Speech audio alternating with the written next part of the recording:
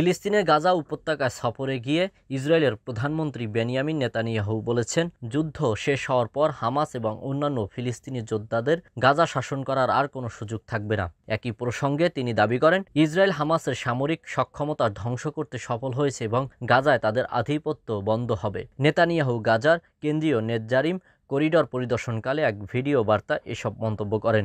এ সময় ইসরায়েলের প্রতিরক্ষা মন্ত্রী ও সেনাপ্রধানও তার সঙ্গে ছিলেন।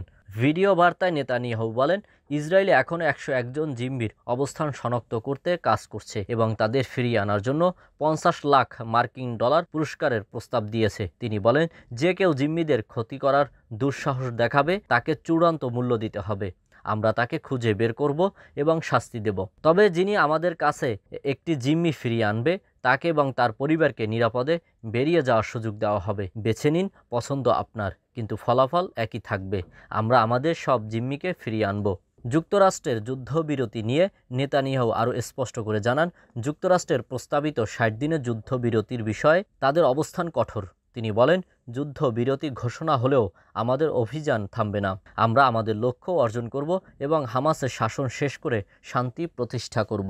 উল্লেখ্য, মার্কিন পররাষ্ট্র দপ্তরের প্রস্তাবে দক্ষিণ লেবাননে হিজবুল্লাহ বা অন্য কোনো সশস্ত্র গোষ্ঠীর উপস্থিতি নিষিদ্ধ করা হয়েছে এবং সেখানে লেবাননের সেনা ও জাতিসংঘ শান্তিরক্ষীদের উপস্থিতি ছাড়া অন্য কোনো বাহিনী থাকতে পারবে না। এছাড়া ইসরায়েলি বাহিনীকে দক্ষিণ লেবানন থেকে সরিয়ে নেওয়ারও প্রস্তাবও রয়েছে। এই যুদ্ধবিরতির প্রস্তাবের পেছনে আন্তর্জাতিক সম্প্রদায়ের উদ্বেগ রয়েছে, যাতে যুদ্ধ আরও বিপজ্জনক না হয়ে শান্তি প্রতিষ্ঠার পথ সুগম হয়। আল আমিন এম তাওহিদ, 21 সংবাদ, নিউজ ডেস্ক।